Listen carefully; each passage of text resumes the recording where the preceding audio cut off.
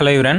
అయితే మనము ఎస్ఎస్సి జీడీకి మనకి 2025లో అంటే ఫిబ్రవరిలో ఎగ్జామ్స్ ఉన్నాయి కదా. సో దానికి మనకి ఉన్న టైంలో ఏ విధంగా ప్రిపేర్ అవ్వాలని చెప్పేసి చాలా మంది క్వశ్చన్స్ అడిగారు. సో దాని గురించి మనము ఈరోజు తెలుసుకుందాము. అంటే ప్రిపరేషన్ అంటే సబ్జెక్ట్ వైజ్గా మనము తెలుసుకుందాం, అంటే ఏ సబ్జెక్ట్లో మెయిన్గా ఎక్కువ ఫోకస్ చేయాలని చెప్పేసి. దానికంటే ముందు ఏంటంటే ఇప్పుడు ప్రిపరేషన్లో ఉన్నటువంటి వాళ్ళ యొక్క సిచ్యువేషన్ తగ్గట్టు ఈ ఉన్న టైం సరిపోతుంది అని చెప్పేసి తెలుసుకుందాం. ఎందుకంటే ఇప్పుడు ఫస్ట్ కేటగిరీలో ఆల్రెడీ ప్రిపేర్డ్ అయి ఉన్న వాళ్ళు, అంటే ఎప్పటి నుంచో మనకి నోటిఫికేషన్ తోటి సంబంధం లేకుండా ప్రిపేర్డ్ అయి ఉంటారు కదా. సో వాళ్ళ గురించి తెలుసుకుందాము. ఆ తర్వాత ఏంటంటే, సో ఈ నోటిఫికేషన్ వచ్చిన తర్వాత ఏదైతే ఒక 3 months నుంచి ప్రిపేర్ అవుతున్నారో, 3 months నుంచి కానీ 2 months నుంచి కానీ ప్రిపేర్ అయ్యే వాళ్ళ గురించి తెలుసుకుందాము.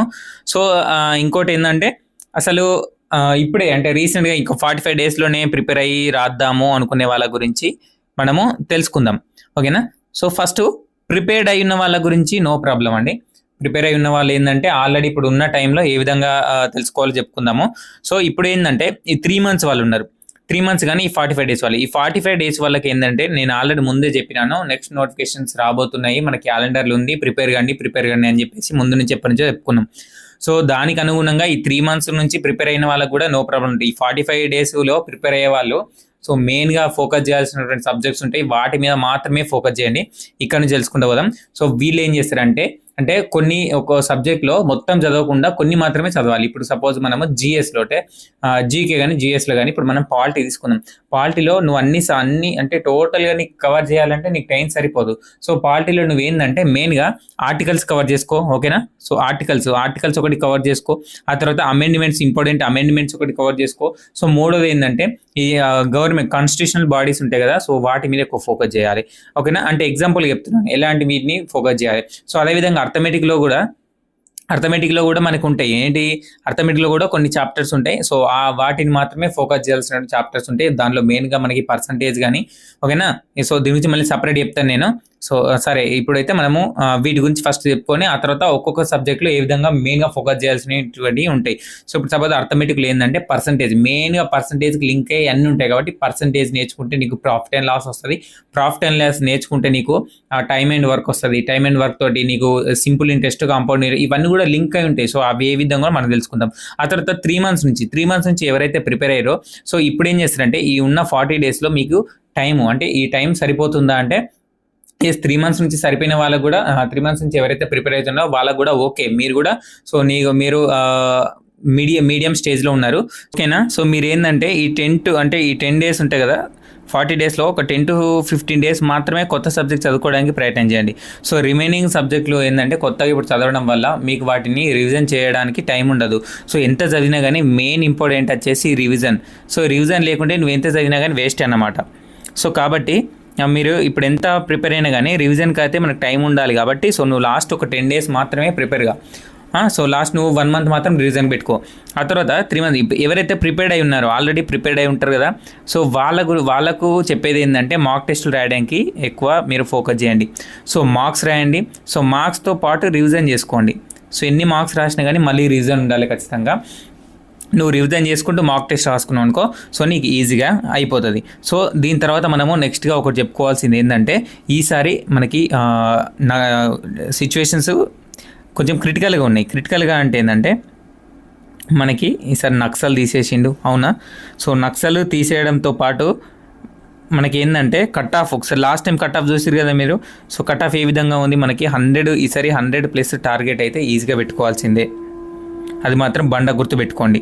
ఎందుకు చెప్తున్నానంటే, సో లాస్ట్ టైం మనకి చూసుకుంటే సిఐఎస్ఎఫ్ కట్ ఆఫ్ పెరుగుతుండే. అంతకుముందు ఏంటంటే ఇప్పుడు నక్సల్కి 2023లో మనకి 78కి సిఐఎస్ఎఫ్ వస్తే ఈసారి మనకి ఎంత 108కి దాకా పోయింది కట్ ఆఫ్. సో కాబట్టి ఫోకస్ చేయండి. కట్ ఆఫ్ గురించి మన ఇంకొక వీడియోలు తెలుసుకుందాము, అంటే ఏ విధంగా ఈసారి కట్ ఆఫ్ ఉంటుంది అని చెప్పేసి. బట్ ఈసారి మాత్రం మనము ఫోకస్డ్గా మాత్రం చదవాల్సినటువంటి సబ్జెక్ట్స్ గురించి తెలుసుకుందాం. సో ఇప్పుడు ఏ సబ్జెక్ట్ మీద ఎక్కువ ఫోకస్ చేయాలి చూద్దామా. సరే చూద్దాం. ఫస్ట్ మనము అర్థమెటిక్ వద్దాం. అర్థమెటిక్ అంటే మ్యాథ్స్కి వద్దాం. సో అట్లా ఈ స్క్రీన్ మీద సగం రాస్తలేదు, అడ్జస్ట్ చేసుకొని. అర్థమెటిక్లో ఏంటంటే మీరు ఇప్పటివరకు ఎంతో ప్రాక్టీస్ చేస్తుంటారు. సో ఓకే, కానీ ఏంటంటే ఇప్పుడు మ్యాథ్స్ వాళ్ళు కానీ, ఇందులో మ్యాథ్స్ వాళ్ళు కానీ, నాన్ మ్యాథ్స్ వాళ్ళు కానీ, ఓకేనా. మ్యాథ్స్ వాళ్ళు కానీ నాన్ మ్యాథ్స్ వాళ్ళు ఎవరైనా కానీ ఇప్పుడు నీకు చెప్పాలా, నాన్ మ్యాథ్స్ వాళ్ళకి ఎవరు భయపడాల్సిన అవసరం లేదు. చెప్పాలంటే మ్యాథ్స్ వాళ్ళకంటే నాన్ మ్యాథ్స్ వాళ్ళే ఎక్కువ ఫోకస్ చేస్తారు, అంటే ఎక్కువ మీరు మ్యాథ్స్ ఆన్సర్స్ ట్రై చేస్తారు చేయడానికి. ఎందుకంటే మ్యాథ్స్ వాళ్ళు అన్ని ట్రిక్స్ నేర్చుకొని ఏ ట్రిక్ చేయాలో తెలియక సతమతం అయిపోతారు. అదే మీరు నాన్ మ్యాథ్స్ వాళ్ళు అంటే కొన్ని టాపిక్స్ నేర్చుకొని వాటిని మాత్రమే పర్ఫెక్ట్గా నేర్చుకొని పర్ఫెక్ట్గా ఇంప్లిమెంట్ చేస్తారు. సో కాబట్టి ఎవరైనా కానీ మ్యాథ్స్ నాన్ మ్యాథ్స్ వాళ్ళు కానీ ఫోకస్డ్గా చేయాల్సినటువంటి టాపిక్స్ ఏంటంటే, మీరు మెయిన్గా ఎన్ని నేర్చుకున్నా కానీ సో ఈ టాపిక్స్ని అయితే ఏంటంటే మనకి ఒకటి ఆ పర్సంటేజ్ నుంచి నేర్చుకోవాలని ఆల్రెడీ చెప్పిన నేను. సో పర్సంటేజ్ నుంచి కంపల్సరీ క్వశ్చన్స్ వస్తాయి మనకి. పర్సంటేజ్ నేర్చుకుంటే ఏంటంటే నీకు పర్సంటేజ్ తర్వాత ప్రాఫిట్ అండ్ లాస్ వస్తుంది. ప్రాఫిట్ అండ్ లాస్ తోటే డిస్కౌంట్ వస్తుంది. సో దీంట్లోనే డిస్కౌంట్ ఉంటుంది. సో ఇది వచ్చిన తర్వాత మనకి దీనికి రిలేటెడ్గానే సింపుల్ ఇంట్రెస్ట్, కాంపౌండ్ ఇంట్రెస్ట్ వస్తుంది. సో అది కూడా నేర్చుకుంటావు. ఆ తర్వాత టైమ్ అండ్ వర్క్, ఓకేనా. టైమ్ అండ్ వర్క్, ఆ తర్వాత సింప్లిఫికేషన్. సో ఇవి కొంచెం ఎక్కువ ఫోకస్ చేయాల్సిన టాపిక్స్. ఒకటి పర్సంటేజ్. సో పర్సంటేజ్ వచ్చిందంటే ఒక నీకు ప్రాఫిట్ అండ్ లాస్ వస్తుంది. రెండోది ఇక్కడ ఏజెస్ వస్తుంది. దాంతోపాటు నీకు పార్ట్నర్షిప్ అనే టాపిక్ వస్తుంది, పార్ట్నర్ టిప్స్. సో నేను చెప్పేది ఇవే, ఒక 5-6 సబ్జెక్ట్స్ ఉంటాయి అంతే, 5-6 టాపిక్స్ ఉంటాయి మాత్రం అంతే. సో మంచిగా నేను క్లారిటీగా రాస్తాను, ఇక్కడ చూడండి. సో ఎక్కువ కూడా ఉండదు. సో అవి మళ్ళీ ఒకసారి రాస్తాను చూడండి. సో ఒకటి పర్సంటేజ్ మీద ఎక్కువ ఫోకస్ చేయండి, ఓకేనా. పర్సంటేజ్, ఓకేనా. సో రెండోది పర్సంటేజ్ వచ్చిందంటే నీకు ప్రాఫిట్ అండ్ లాస్ వస్తుంది, ఓకేనా. సో మూడోది ప్రాఫిట్ అండ్ లాస్ వచ్చిందా. సో ఆ తర్వాత నీకు యావరేజెస్. సో ఆ తర్వాత పార్ట్నర్షిప్, పార్ట్నర్షిప్. సో ఆ తర్వాత టైమ్ అండ్ వర్క్. సో ఆ తర్వాత టైమ్ అండ్ డిస్టెన్స్ కూడా మీకు ఈజీగానే, పైప్స్ అండ్ సిస్టమ్స్ కూడా దీంట్లోనే వచ్చేస్తాయి, అంటే దానికి కంటిన్యూగా. సో ఆ తర్వాత మనకి simple interest, compound interest. So దీంతో పాటు అదనంగా ఒక నేర్చుకోవాల్సింది ఏంటంటే మనకి ఈ సింప్లిఫికేషన్స్ ఒకటి మీరు ఎక్కువ ఫోకస్ చేయండి. సో వీటి మీద ఎక్కువనైతే ఫోకస్ చేయండి ఇప్పుడున్న టైంలో, ఓకేనా. సో ఆ తర్వాత ఏం చేసుకోవాలి, ఆ తర్వాత మనకి రీజనింగ్ అంటే స్పెషల్గా చెప్పాల్సిన అవసరం లేదు. సో మ్యాథ్స్ వాళ్ళకి, నాన్ మ్యాథ్స్ వాళ్ళకి అందరికైతే రీజనింగ్ అయితే ఎక్కువ ఫోకస్ చేయడానికి పాసిబుల్ అయిపోతుంది. సో రీజనింగ్ గురించి నేను చెప్పట్లేదు. సో ఆ తర్వాత జీకేకి వద్దాం, జీకే కానీ జిఎస్ కానీ, ఓకేనా. సో వీటిలో ఒక్కొక్క సబ్జెక్టు ఒక్కొక్క విధంగా ఉంటుంది. సో హిస్టరీ కావచ్చు, పాలిటీ కావచ్చు. సో ఎకానమీని మీరు వదిలిపెట్టాను. ఎకానమీ గురించి ఎక్కువ ఫోకస్ చేయాల్సిన అవసరం లేదు, ఎందుకంటే ఎంత ఎకానమీ వచ్చినా కానీ అంత పెద్ద సబ్జెక్ట్ని మనం ఎకానమీ నుంచి ఒక 2-3 క్వశ్చన్స్ వస్తాయి అంతే. సో ఆ తర్వాత జాగ్రఫీ కానీ, కరెంట్ అఫైర్స్ కానీ, ఆ తర్వాత సో ఈ మెయిన్ మళ్ళీ ఫిజిక్స్, కెమిస్ట్రీ, బయాలజీ. సో ఈ మూడింటి మీద కూడా ఫోకస్ చేయాలి. సో హిస్టరీలో ఏంటంటే మీరు నేషనల్ మూవ్మెంట్ మీద ఫోకస్ చేస్తారా, మిడివల్ మీద ఫోకస్ చేస్తారా, ఆన్షియంట్ మీద ఫోకస్ చేస్తారా మెయిన్గా తెలియదు. కానీ ఫోకస్ అంటే ఇప్పుడు ఏంటంటే మనకి ఫౌండర్స్ ఎవరు గుర్తుపెట్టుకోండి. సో హిస్టరీలో ఫౌండర్స్ ఎవరు, వార్స్ ఏమైనా జరిగిందా, సో ఎవరెవరి మధ్యలో వార్స్ జరిగినాయి, ఓకేనా.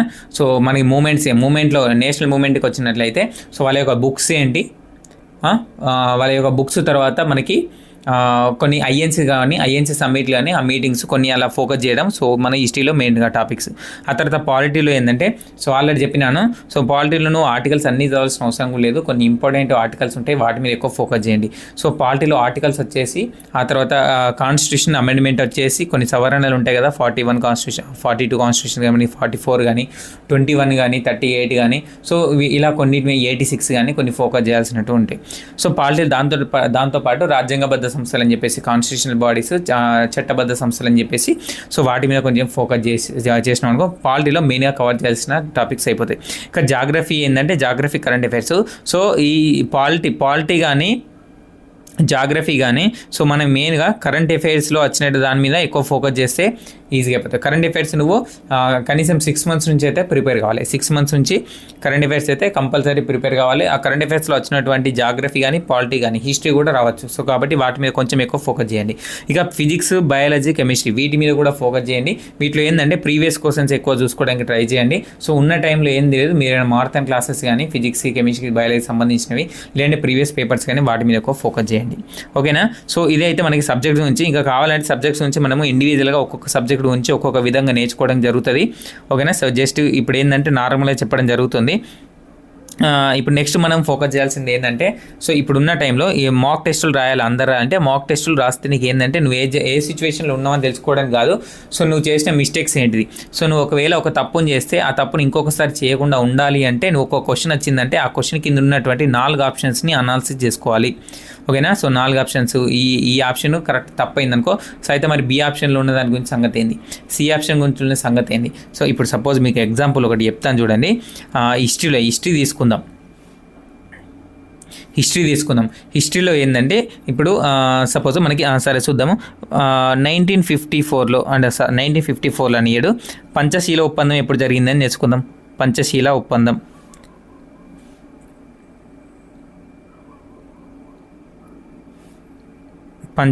ఒప్పందం ఎప్పుడు జరిగింది అని చెప్పేసి పంచశీల గురించి ఒక క్వశ్చన్ వచ్చింది అనుకున్నాం.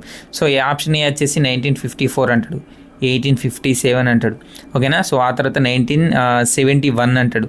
సో ఇలా ఆప్షన్స్ ఇచ్చినప్పుడు ఏంటంటే మనం ఇప్పుడు 1954 పంచశీల ఒప్పందం జరిగింది. పంచశీల ఒప్పందం ఎవరెవరి మధ్య జరిగిందంటే భారత నుంచి నెహ్రూకి, ఆ తర్వాత పాకిస్తాన్ నుంచి చౌ ఎన్ లాకి మధ్యలో జరిగింది. ఆ తర్వాత 1857 అంటే మనకి తిరుగుబాటు గురించి నేర్చుకుంటాం. 1857లో రివాల్ట్ ఢిల్లీలోని మీరట్ నుంచి ప్రారంభమైంది. సో ఆ తిరుగుబాటులో మనకి ఝాన్సీ లక్ష్మీబాయి ఎక్కడ పోరాటం చేసింది. ఓకేనా. ఆ తర్వాత మనకి అయోధ్యలో ఎక్కడ జరిగింది. ఆ తర్వాత మళ్ళీ నానా సాహెబ్ తాంతే తోపెలు మనకి కాన్పూర్లో తిరుగుబాటు చేసిరు. ఇప్పుడు సపోజ్ ఏంటంటే మీరట్లో మనకి రివల్యూషన్ జరిగినప్పుడు మనకి భారత తరపు నుంచి అంటే ఇండియా నుంచి తిరుగుబాటుదారులు ఎవరు, ఇప్పుడు మనకి బహదూర్ షా నిలిచోబెడితే ఆ తర్వాత ఫలితాలు ఏంటి, సో అక్కడ బ్రిటిష్ అణచివేసిన వ్యక్తి ఎవరు. సో నేను ఈ 1857 తిరుగుబాటులో ఉన్నటువంటి మెయిన్ టాపిక్స్ అంటే ఇంపార్టెంట్ క్వశ్చన్స్ నేను వీడియో చేస్తాను. 1971లో మనకి ఇండియాకి చైనాకి వార్ కానీ, సో ఇండియాకి పాకిస్తాన్ వార్ కానీ, సో ఇలా ఒక ఆప్షన్ ఇచ్చిందంటే దానికి అన్నిటి గురించి అనాలిసిస్ చేసుకోవడానికి ప్రయత్నం చేయండి. సో కొంచెం మనమైతే ఎక్కువ జీకే పాయింట్స్ కవర్ చేసుకోవడానికి పాసిబుల్ అయిపోతుంది. ఇది అయితే నేను చెప్పాలనుకుంటున్న వీడియో ఇది. ఇంకేమైనా మీకు డౌట్స్ ఉంటే అయితే ఖచ్చితంగా అడగండి, దాని గురించి టాపిక్ చేద్దాము. సో ఇక్కడ నుంచి మనమైతే ఇంపార్టెంట్ టాపిక్స్ గురించి మనం ఫోకస్ చేసి వీడియోలు చేసుకోవడం జరుగుతుంది. సో అది జీకే కావచ్చు, జిఎస్ కావచ్చు, ఏదైనా కానీ నువ్వు ఇప్పటివరకు ఎంతనైనా చదువు. సో మనము ఇప్పుడు చేసుకోబోయే క్లాస్ మీద కొంచెం ఫోకస్ చేసిన అనుకో అది ఈజీగా వస్తుంది. సపోజ్ ఏంటంటే ఫోక్ డ్యాన్సెస్ కానీ, ఓకేనా, ఫోక్ డ్యాన్సెస్ కానీ, ట్రైబ్స్ కానీ అంటే తెగలు కానీ, సో ఇలా చెప్పుకోవడం జరుగుతుంది. సో అంతేకాకుండా బుక్స్ కొన్ని ఫేమస్ కాదు హిస్టరీలో కానీ, సో ఎక్కడైనా కానీ, సో బుక్స్ గురించి తెలుసుకుందాము. సో ఆ తర్వాత ఏంటంటే మెయిన్గా మనకి రీసెంట్గా ఉన్నటువంటి ఏంటి నేషనల్ పార్క్స్ కానీ, సో నేషనల్ పార్క్స్ ఆల్రెడీ మనకి ఎక్కువ బయోస్పియర్స్ కానీ, సో రీసెంట్గా మనకి కరెంట్ అఫేర్స్లో ఉన్న మీద ఎక్కువ ఫోకస్ చేసి మెయిన్గా ఉన్నవాటి మీద ఫోకస్ చేద్దాం. సో ఆ తర్వాత మనం పాలిటీ నుంచి కొన్ని ఇంపార్టెంట్ కాన్స్టిట్యూషన్ అమెండ్మెంట్స్ గురించి తెచ్చుకుందాము. సో దాంతోపాటు కొన్ని ఆర్టికల్స్ గురించి నేర్చుకుందాము. సో ఇలా అన్నిటి గురించి నేను మెయిన్గా ఏ టాపిక్స్ గురించి ఫోకస్ చేయాలో వాటి అన్నిటి గురించి కూడా ఒక్కొక్క వీడియో చేసుకొని క్లాసెస్ చేసుకోవడానికి ప్రయత్నం చేద్దాము. సో మనము రేపటి నుంచి అయితే ఖచ్చితంగా ఒక్కొక్క క్లాస్ అయితే ఖచ్చితంగా వస్తుంది. అది మనం మెయిన్గా ఫోకస్ చేయాలి అంటే ఎగ్జామ్ దృష్టిలో పెట్టుకొని క్లాసెస్ చేద్దాము. సో ఇది అయితే ఈరోజు వీడియో. ఇంకా మీకు ఏమైనా డౌట్స్ ఉంటే కమెంట్ చేయండి, ఇలా చేసుకుంటే బెటర్ అని చెప్పేసి. సో ఆ తర్వాత మనము కట్ ఆఫ్ ఏ విధంగా ఉంటుంది, ఈసారి నెగిటివ్ ఏ విధంగా ఉంటుంది, సో వీటన్నిటి గురించి మనము ఒక్కొక్క వీడియో స్పెషల్గా చేసుకుందాము. బట్ ఏంటంటే మనం ఇప్పుడు క్లాసెస్ గురించి మీద ఎక్కువ ఫోకస్ చేద్దాం. సో లాస్ట్ టైము మన క్లాస్ నుంచి చాలామందికి జాబ్స్ వచ్చినాయి. సో వాళ్ళందరూ మనకి కృతజ్ఞతలు. మన యూట్యూబ్లో చాలామంది చేసిండ్రు, ఇన్స్టాగ్రామ్లో కూడా నాకు స్పెషల్గా చేయడం జరిగింది. సో వాళ్ళందరికీ చెప్తున్నాను నేను. So very thank you. ఎందుకంటే మీరు నా ఛానల్లో అంటే మన ఛానల్లో ఈ క్లాసెస్ యూజ్ అయినాయి అని చెప్పేసి మీరు మళ్ళీ మీకు జాబ్ వచ్చిన తర్వాత ఆ బిజీలో కూడా నాకు చేసి పెట్టిరుడు, కమెంట్ చేసిరుడు. సో దానికి ఏంటంటే మీకు నేనే థ్యాంక్స్ చెప్పుకుంటున్నాను. ఎందుకంటే మనం ఒకరికి సాయం చేసినప్పుడు ఆ సాయానికి తగ్గట్టుగా దాని ప్రతిఫలం ఏమి ఇవ్వకపోయినా పర్లేదు, కానీ సో మన ఛానల్ నుంచి అంటే మీ ఛానల్ నుంచి ఇది ఒక్క సబ్జెక్ట్ నేను కొంచెం నేర్చుకొని నాకు ఎగ్జామ్లో వచ్చిందని, మీరు చేసిన మోటివేషన్ వల్ల నాకు జాబ్ వచ్చిందని చెప్తున్నారు. సో ఆ తృప్తి వేరే ఉంటుంది. సో మీకేమైనా ఇంకా ఇలాంటివి కావాలంటే అంటే మీకు ఏం ఎగ్జామ్ తరఫున యూజ్ అయ్యే టాపిక్స్ ఏం కావాలన్నా కింద కమెంట్ చేయండి, వాటి గురించి వీడియో అయితే ఖచ్చితంగా చేస్తాను. ఇది అయితే ఈరోజు video. Thank you for watching. Have a nice day.